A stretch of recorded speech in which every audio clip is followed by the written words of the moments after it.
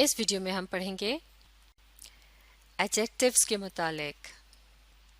ایڈجیکٹیوز parts of speech کا حصہ ہیں، یعنی انگلش میں بات کرتے وقت یا اسے لکھتے وقت جن مختلف قسم کے الفاظ کا استعمال کیا جاتا ہے، ایڈجیکٹیوز بھی ان میں سے ایک قسم کے الفاظ ہیں۔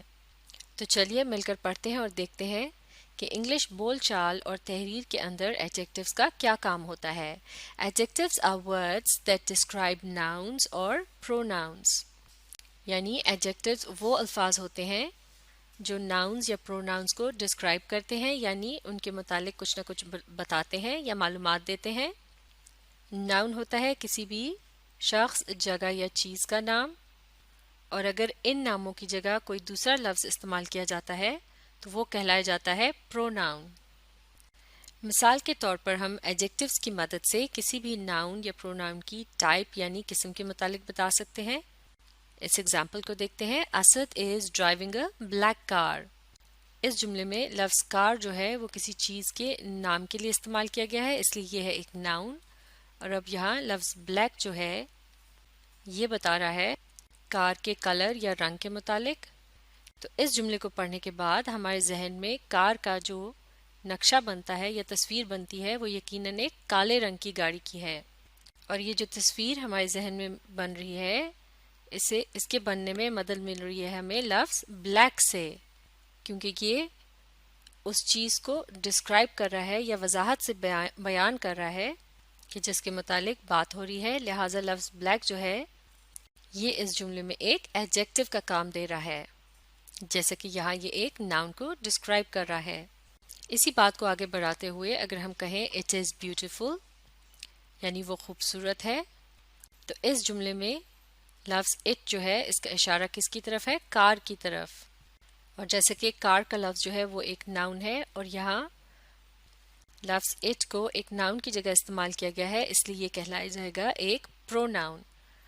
اور اب اس جملے میں لفظ بیوٹیفل جو ہے وہ اس پروناؤن کو ڈسکرائب کر رہا ہے، یعنی اس کے متعلق بتا رہا ہے، لہٰذا یہ ایک ایڈجیکٹیو ہے۔ اٹ از بیوٹیفل یعنی وہ خوبصورت ہے، اس سے مراد ہے وہ کار خوبصورت ہے۔ تو ان دو ایگزامپلس کی مدد سے ہم سمجھ سکتے ہیں کہ کس طرح سے ایڈجیکٹیوز ناؤن یا پروناؤن کے متعلق بتاتے ہیں، جیسے کہ یہاں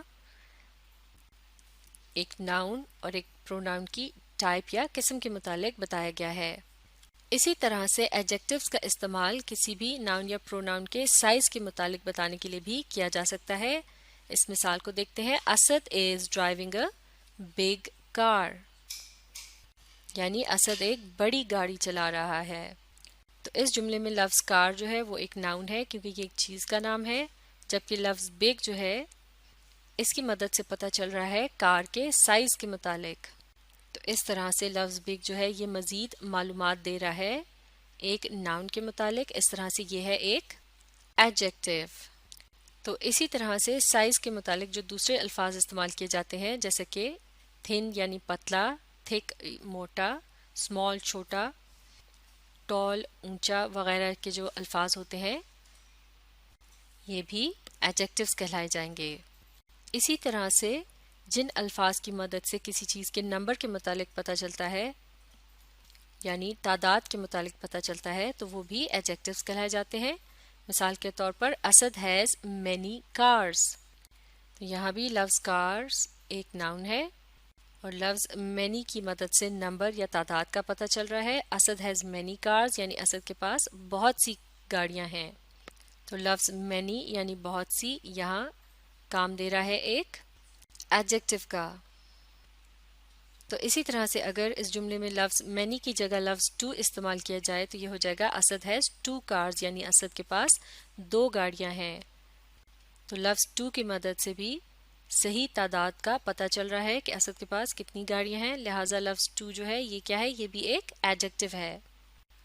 تو اس طرح سے جب بھی ہم بات چیت کے دوران کسی چیز کی قسم، سائز یا اس کی تعداد کے متعلق بات کریں گے تو ہم ایڈجیکٹیوز کا استعمال کریں گے تاکہ ہم اس چیز کے متعلق اچھی طرح سے بتا سکیں، تاکہ سننے یا پڑھنے والے کے ذہن میں اس چیز کے متعلق بات بالکل کلیئر ہو جائے، یعنی اسے آسانی سے سمجھ آ جائے کہ وہ چیز کس قسم کی ہے یا اس کا سائز کیسا ہے یا وہ کتنی تعداد میں ہے.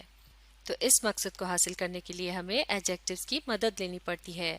تو اب آپ ایڈجیکٹیوز کے متعلق اچھی طرح سے سمجھنے کے لیے اس ویڈیو کو ری پلے کیجیے اور اس کے ساتھ ساتھ پڑھنے اور سمجھنے کی کوشش جاری رکھیے.